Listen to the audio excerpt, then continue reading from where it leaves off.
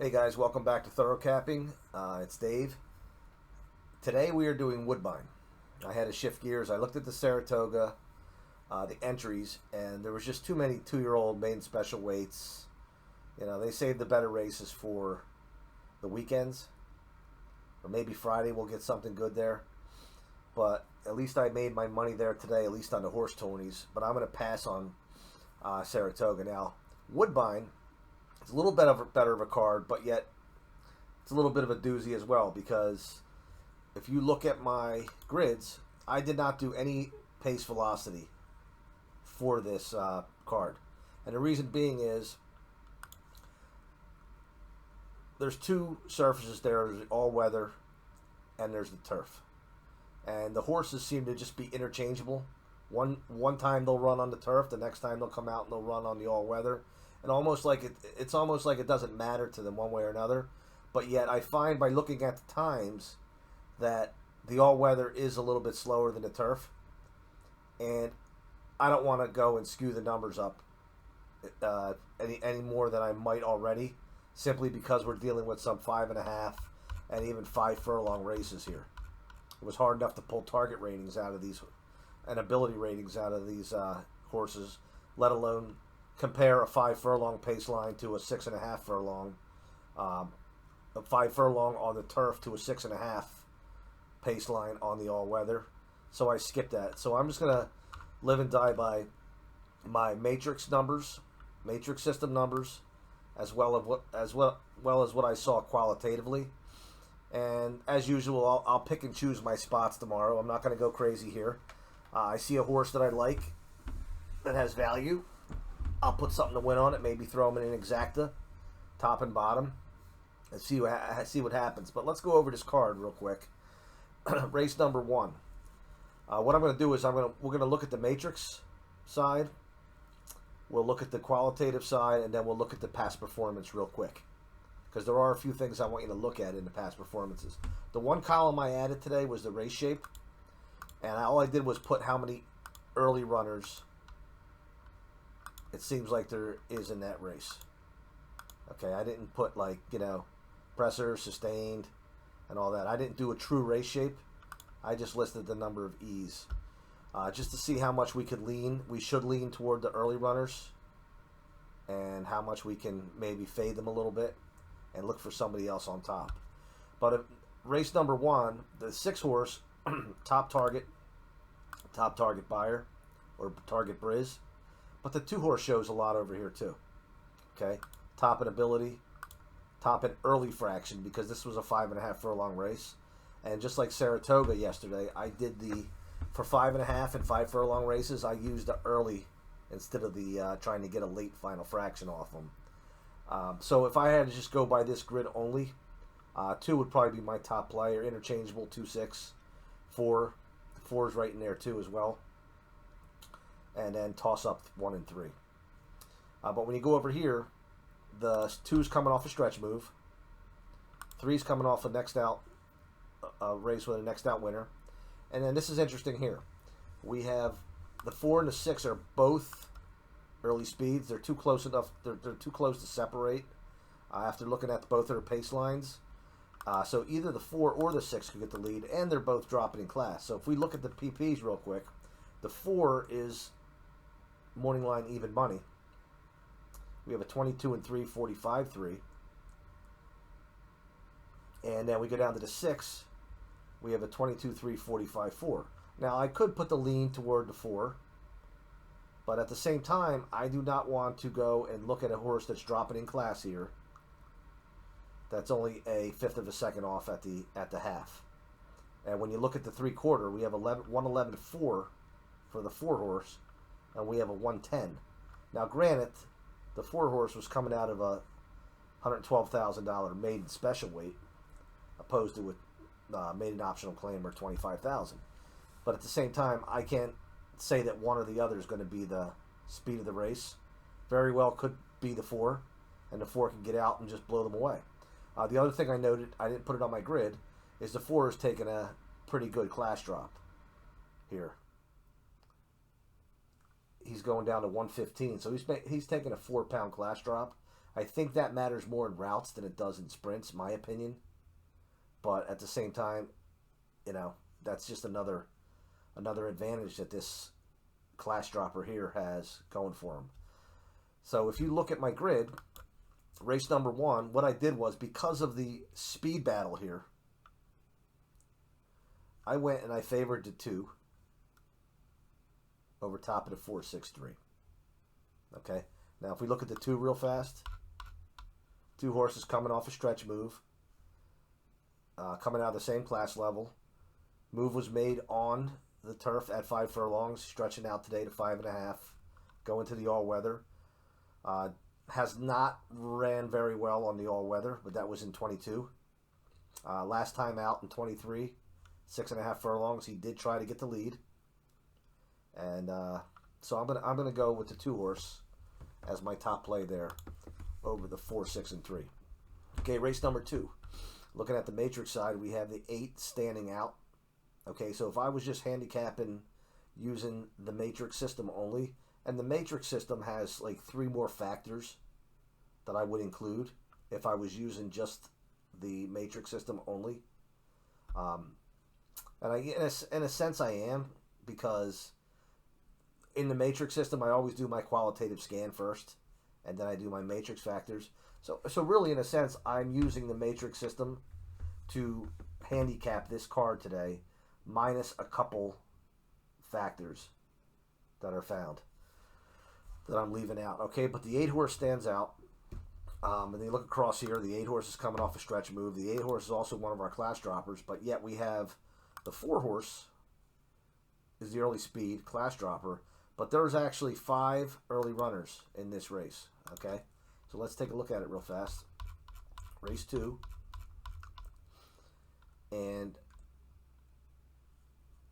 we look at the 2 horse is an E, and I don't just go by these. Okay, my eyes need to tell me that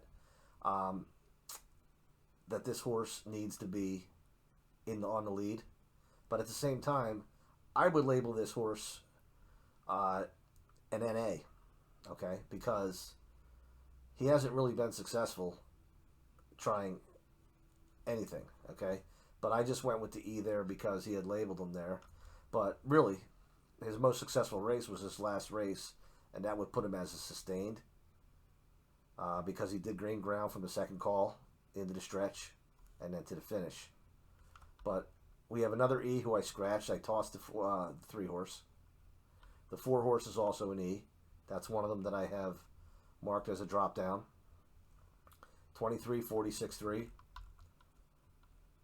And the 7 was a 23, 247. Now this is another interesting one because no. Was that the... That's why it's helpful to do these videos, because they help me catch my mistakes sometimes. What did I have as the other? Oh, no, that's right. I only had a single. I was thinking about this race here. Yeah, so the 4 horse is my early speed horse, but there are going to be other horses that are going to try to get the lead. So could there be a pace meltdown? If there is, the 8 shows me enough to say, hey, why not? I have an 8, 4, 1, 7. And, you know, there's really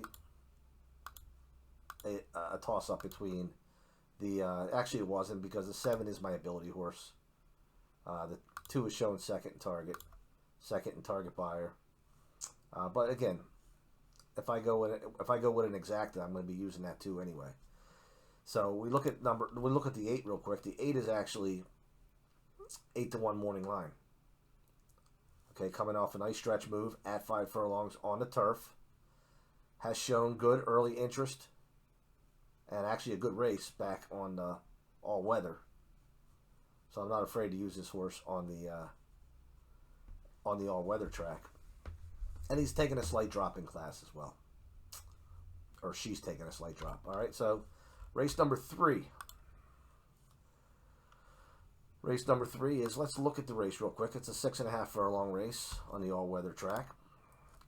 I have it listed as there's 2 E's in the race, but yet there's no speed on the drop. The matrix side, the 4 horse, target buyer, second ability. Nowhere else though. I mean, not in the final fraction, not in the speed cumulative. Over here, no 4 either. 6, 6, class drop, coming off the turn move. All right, and then we have 5, 7, and 2. Now the 5 does show up over here, and I may be making a switch here simply because of that. But I'm leaning toward the target and the second ability and top target buyer, and that's the reason why I'm giving a nod to the 4. Now I have to do a second look here and maybe leave the speed out of this race. I mean, it's a 6.5 furlong. It's not like they're going 5 furlongs. Maybe we go 4.625, or no, 4.675, or even 4.657. Okay, nothing's in stone, even now. Okay, and it wasn't in stone before when I originally did this, and just doing a second look at this grid just caused me now to change that. And simply because once I did my races, I didn't want to be up all night. I kind of just threw the selections down real quick because I knew I'd have time to break it down a little bit. Okay, now race number 4. Let's take a look at the 4 horse in that race anyway. The 4 is 7-2 morning line. And that 5 horse I'm adding in is actually 5-2 morning line favorite. So might have been a good thing that I added them in. Okay, race number 4. I have listed as no E. Okay, none of these horses have shown. I'm not saying that none of them have shown that they want to lead. Wait, wrong race. But none of them have shown that they need to lead. Okay, I mean, this horse here has shown that, you know, back in October of 22, he did go out and get the lead. This is a 7.5 furlong on the turf. But lately he's been running slightly off the pace. And 2 back at 40,000. This is 25,000. Straight claiming, optional claimer here. He ran well. Pressing the pace. Same thing here. We have no E's in this race. Now we have EPs. But even the EPs show that they are more comfortable sitting off the pace rather than being on the lead. So what I'm pretty much saying is we don't have any 1-1s, 1-1. Just not there. Okay, so this is the one race that I was tempted to run the pace velocity figures for. But again, we have too many intangibles here. I thought we have a mile 16th on a 3-1 morning line shot. Trying to compare that to this horse here that's coming off 5.5 on the all weather. It just adds a lot of adds a wrench into your handicapping, and I prefer to just stay away from that. Normally in the past I would pass a race like this, but at the same time it very well may be a race that I pass, even though I gave it the attention of the handicapping. All right, so back to the grid. Race number 4. The 6 dominates the matrix side. Okay, we got target ability, top final fraction, second in target Briz, second in speed cum, and he shows up over here as a class dropper as well. So the 6 is my top play. 2 horse coming off a turn move, and he's coming out of a race with a next out 1 winner, and he's got the top speed cumulative, 6-2, 1, 8 to finish it off. Race 5. 5.5 furlong, all weather. By the way, there are no route races today. We had a 3-way tie with the target, the 3, 5, and the 10. The 5 and the 3 kind of separated from the pack there, and were top 2 ability. The 5 separated itself in the final fraction category. Or actually, again, that's the early fraction because it's a 5.5 furlong. And in case you're wondering how I'm getting target ratings off of 5.5 furlong races, I use a 102 instead of a 108. A 108 would be the standard 100 for a 6 furlong or more. There is obviously no 6 furlong time in a 5.5 furlong. I use a 102, so this would be 4 ticks off plus 2. This would be a 22. Would be a 78. That's where you got it from. And 5 furlong races, what I do is I use a, let me see if I can find one right here. I use a 56 as the standard. So this would be a 1 second, 1 3/5, so it'd be 5, 6, 7, 8, plus the 12 lengths. Another, that'd be 20 off of 100. That'd be an 80. Okay, back on track. And in the actual matrix system tutorial, not the thorough capping, but again, if you purchase the thorough capping, I will include the matrix system of handicapping as well in there. The only matrix factors that I touch on in the thorough capping is the target and the ability and the final fraction. Actually, I don't even do the final fraction because we do I touch on the pace, the velocity figures. So I don't even do, but the matrix system covers all 5 of these and then a few more as well. Okay, where are we at? We are race 5. So again, this was kind of a jumbled mess over here, but I could pull the 5 out of this, and I could pull the 3 out of this when I look at it under a microscope. But I look over here and I see this 5. Not only was the 5 the most impressive for me here, this 5 in bold is coming off a wide move on the turn. So I had a decision to make here in the end. I have the 2 horse, who is probably going to be the lone E, who's coming off a drop in class. And I have this 5, who's coming off a turn move while being wide. And let's take a look at it real quick. Now, that's the other thing. I'm glad that's the reason why I wanted to go back and forth past performances. Some of these morning lines kind of make me scratch my head a little bit, especially knowing that this is a track that's known to produce some long shots. Why 20-1 morning line? I mean, I could be totally off base here. I mean, this horse ran last out. It was on a turf. Has shown that he doesn't run well on turf. Back here. Starts out in 23 on the all-weather. Runs 2 very good races. Wins on the lead here. Steps up to 15,000 on the turf. Runs fairly well early. Makes a small move on the turn. And then it's dropping back today to 5.5 furlongs on the all-weather. And very well could be the only early speed in the race. And he's listed at morning line 20-1. So, if you're watching this, you may want to write this down. If you plan on following Woodbine tomorrow and maybe reaching into your pocket and playing, keep an eye on the odds of the 2. I won't be very shocked if that 2 is single-digit odds. But, like I said, I could be totally wrong. And the other horse that I had to compare that to was the 5. The 5 was coming off a move on the turn at this level. 5 lengths to 1 length. Gained 2 positions. 3 to 4 wide on the turn. But yet that was on a turf. But I don't take that in consideration. When there's a move, there's a move. Okay? Because I look at that as a workout. Something that's going to make the horse stronger next time he comes back. Whether he comes back on a turf again or whether he comes back like he is today on the all-weather.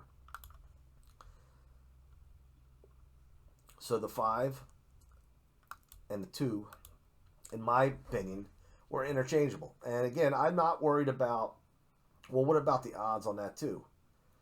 That's just the morning line for 1. 2, they might not stay where they are. I hope they do. Okay, I hope I found a diamond here that the public's not going to find. But at the same time, if you let the morning line odds tell you what to do when you're handicapping, you're really, really, really taking the wrong approach. You let your work and your data and you doing what you do tell you what direction to move in. I mean, the 10 horse. The 10 horse is showing up as a co-target, top target buyer. He is 3-1 on the morning line. But at the same time, I mean, I'm not very impressed with his numbers overall. And the last 2 times out were on turf. And 3 back and 4 back were on the all-weather. I mean, do I think this horse should be 3-1 after being 30-1, 10.5 to 1, and 11 to 1? Probably not. But if it showed me here that I should be playing them, I'm going to leave them out. Take a shot. 2-5-3-8, race 5. Or 5-2-3-8, either one. If they're both showing value, I'm going to play them both to win. 5 is an 8-1. And the 2 we already looked at is a 20-1. So I may very well do an exact in that race if the odds stay high on those horses. I might go win bet on the 2 and the 5, maybe 3 to win on both 2 and 5. And again, I'm a small player. 3 to win on the 2 and the 5, and I may go an exacta wheel box 2-5 over everybody else that's showing up. 2-3-5, 8-10.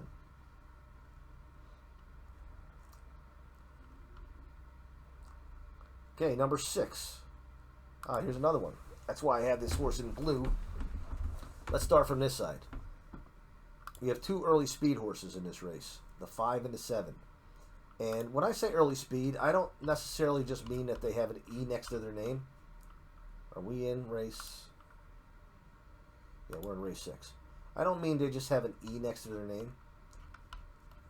I'm looking for what's the best, somewhat recent halftime and quarter and half, first call, second call, that they were in the lead. Okay, so we have a 22-3-45-4. The 5 horse, we have a 22-2-45 on the lead. And the 7 horse, interesting here. And this is another one that makes me scratch my head. Why the 20-1 morning line? 22-45, runs well, loses by 3 1/4, comes back out 22-45-1, wires the field at 40,000, dropping today to 32,000, dropping in class.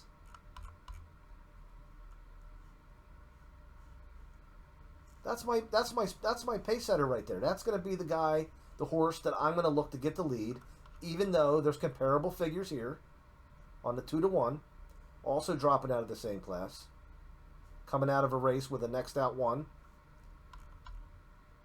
But no way, 20-1. So, and the other thing I wanted to point out, the reason why I have this in red here is if you notice the italics, when we talk about next out 1 winners, this horse finished second, out by 3 3/3, 2 races back, and this Super Sunday, or whatever the name of the horse is here, italics means he came out and won. Well, he's a next out winner. This horse qualifies for the next out winner. He goes off at 8-1, and he wires the field. So that's why we want to keep an eye out for italics in the most recent race back, such as this. And how did the horse fare? Well, this 2 horse came back and won. The second place horse came back and won. He beat him. The only thing we don't know, if you dig and you do your research, what level did this horse come out and win at? Did he drop in class? Did he run at the same level? Did he move up, win an allowance race? Whatever. All right, sorry. Got off on a tangent, but I felt that was important to make a note of that. That's the reason why I have the 7 there. And I put it in blue simply because, you know what, I'm putting the horse back here because we do have a lot of class droppers in this race. We have the 1, 5, 7, and a 9. The morning line guy may know something that I don't know. Whatever. But at the same time, my eyeballs are going to be on that 7 horse come race 6 and to see where he's at price-wise. All right, but I have it 3-5-1-7. 3 dominates over here from final fraction over. 3's coming off a stretch move. Trainer notation. 5 horse target. Second ability. Second target buyer. Next out 1. Could be the horse in front. Or very well these 2 horses could outduel each other, and the race falls apart, and you see the 3 or the 1, or who knows, somebody else maybe win the race. Okay, but right now I'm leaning 3-5-1-7, and It's very iffy. I want to bump this 7 up, but like I said, how I have him over here, to me, doesn't really matter. Okay, race number 7. Almost done. Moving along. 5.5 furlongs on the all-weather. Again, the final fraction is going to be the actual early fraction. The internal fraction. From the quarter to the half. Rather than from the half to the 6 furlong. 5.5 furlong all-weather. Over here we have the 5.7s co-targets. The 1.5 co-target Briz. A little bit of a jumbled mess. We come over here. 6 is coming off a turn move as well as a stretch move. Does show up in the matrix side.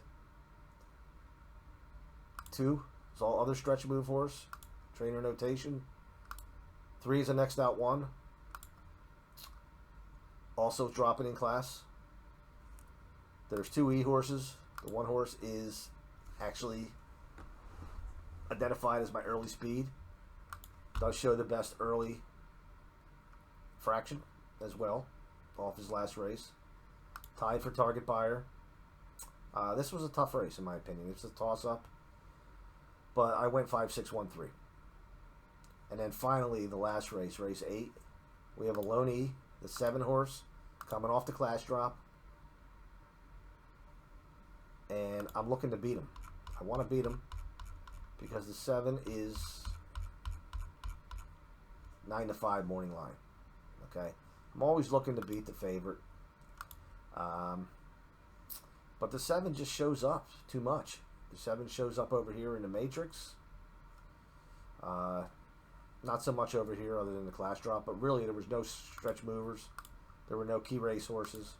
There were no next out 1 winners. So the only thing I could really get out of this other than the 7 was the 2 and the 8. The 2 shows up over here. The 8 shows up once.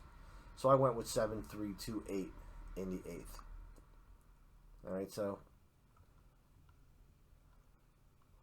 again, how I'm going to play this tomorrow, I have no idea. Scratches could really, really mess things up. They messed things up a little bit today at Saratoga. There were a few horses I had in the top 2 that were scratched out, and it made me actually pass on a few races that I was going to play because there was no value. All right, guys, thanks for tuning in. Sorry for the long video, and I'll talk to you soon.